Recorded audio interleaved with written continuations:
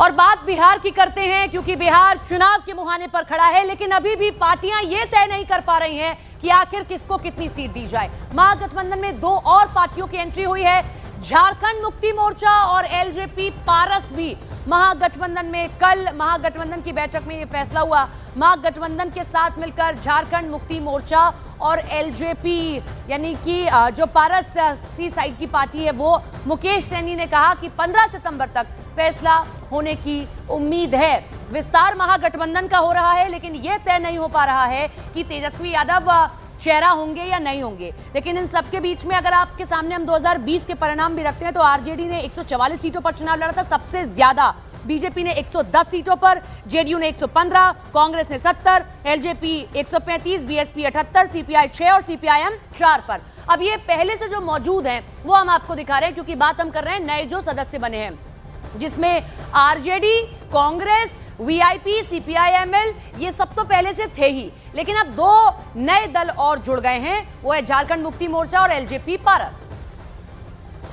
नए साथियों के जुड़ने से महागठबंधन की ताकत तो बढ़ी है, लेकिन इससे सीट बंटवारे पर जारी खींचतान और पेचीदा भी हो सकती है। हालांकि महागठबंधन की पार्टियां इसे दूसरे नजरिए से देखती हैं। संख्या अभी सारी चर्चा पे चल रही है। बहुत हद तक ये मैटर करता है कि नए जो पार्टनर आ रहे हैं उनको एडजस्ट करने के बाद क्या होता है, तो उन सब चीज़ों पे बातचीत चल रही है। कांग्रेस सैक्रिफाइस करने के लिए तैयार है सर? गठबंधन में नए पार्टनर को लाना है तो हर पार्टी को सैक्रिफाइस करना पड़ेगा, क्योंकि नए पार्टनर को तो तभी ला सकते हैं, इसमें कोई बड़ी बात नहीं। तो देखिए, यहाँ पे कोई तो है ही नहीं, आपस में बैठे हैं हम लोग खाना पीना खा के और एक एक सीट पर हम लोग डिस्कशन कर रहे हैं। हमारे जितने भी सहयोगी दल है 1 to 1 चर्चा हो रहा है कि कौन सीट पर कौन लड़ेंगे, कहाँ से किसको लड़ाने से फायदा होगा। तो ये सब पे एकदम कहीं कोई 1% भी आगे पीछे नहीं है, और एकदम बहुत जल्दी आप लोगों के बीच में हम लोग आ जाएंगे कि कौन पार्टी कितने सीट पर लड़ेंगे, क्या रणनीति के साथ लड़ेंगे, इस सब चीज की चर्चा करेंगे और एकदम स्मूथली हम लोगों का चर्चा हो रहा है। अब न्यूज 18 इंडिया के पास एक्सक्लूसिव जानकारी है कि फिलहाल महागठबंधन में 3 मुद्दों पर पेच फंसा है।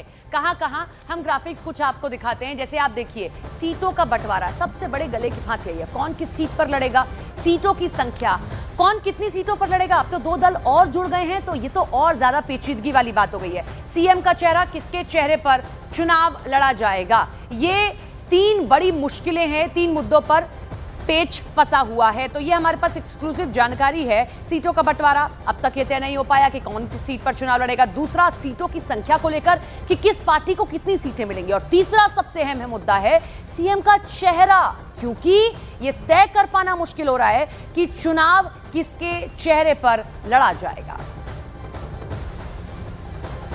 अब महागठबंधन में सीटों का बंटवारा और भी मुश्किल होने वाला है, क्योंकि सीपीआईएमएल ने कुल 40 सीटों की मांग की है, जिसे लेकर गठबंधन में अभी सहमति बनना बाकी है।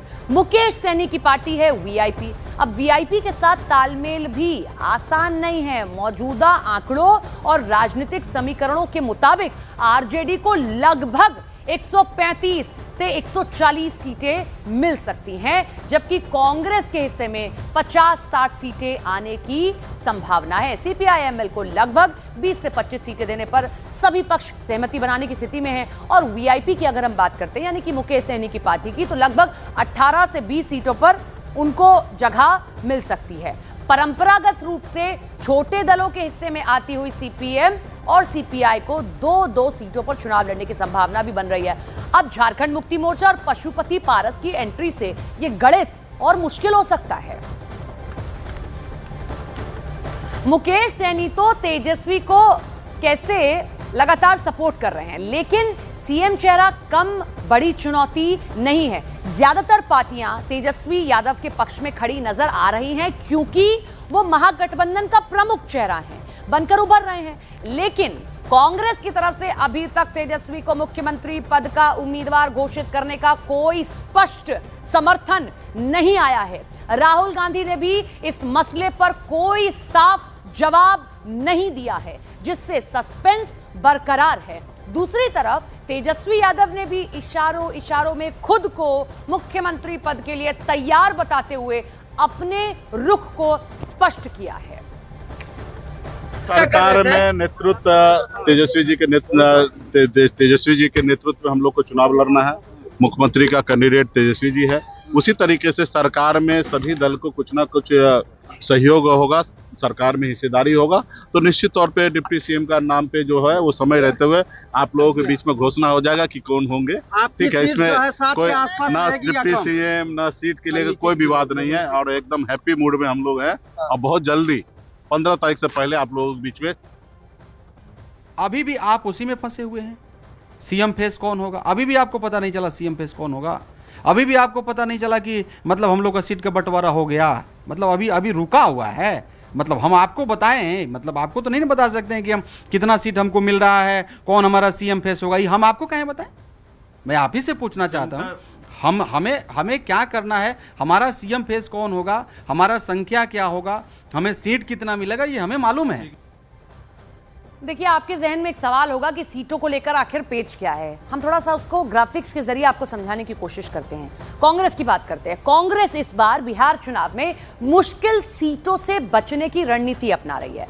पार्टी खास तौर पर उन डेड सीटों को उठाने से बचना चाहती है जिन पर पिछले 5 दशक से ना तो कांग्रेस ने और ना ही उसके महागठबंधन साथी आरजेडी ने जीत दर्ज की है। क्योंकि अगर मैं आपको पहला भी आंकड़ा बताती हूं, 70 सीटों पर चुनाव लड़ा था, सिर्फ 19 पर जीत दर्ज की थी कांग्रेस ने। कांग्रेस का यह मानना है कि उसके हिस्से में ऐसे हारने वाले और कमजोर सीटें ज्यादा आती रही हैं जो चुनावी रण में बेशुमार चुनौती बन सकती है। इसीलिए पार्टी अब पूरी ताकत से जिताऊ सीटों पर फोकस कर रही है ताकि कम से कम सुरक्षित सीटें सुनिश्चित की जा सके। यह है कारण कि अभी तक तय नहीं हो पा रहा है।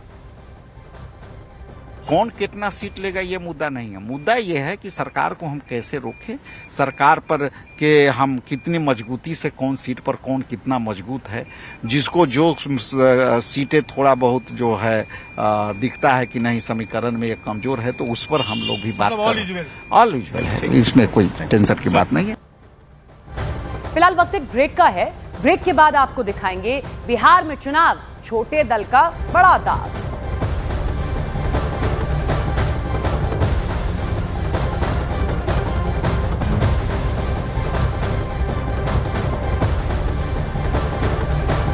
स्वागत कीजिए वीरेंद्र कृष्ण शास्त्री जी का जोरदार तालियों के साथ।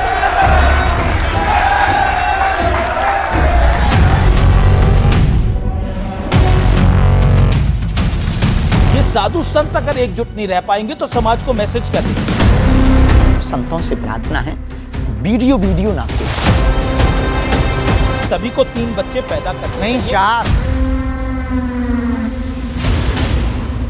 चच्चे के 30 बच्चे हो सकते हैं तो हिंदुओं के 4 क्यों नहीं हो सकते हैं? मुनीर के बारे में आप कहना क्या चाहते हैं? कुछ भी नहीं, झिटलेट आदमी। इसका मतलब भी समझा दीजिए। गूगल करो। हिंदू का ही धर्म परिवर्तन क्यों होता है? उसको अपने देवता में चमत्कार नहीं दिखाई देता, लेकिन फूफा वालों में चमत्कार दिखाई देता है। हाँ, वो ऐसे रूमाल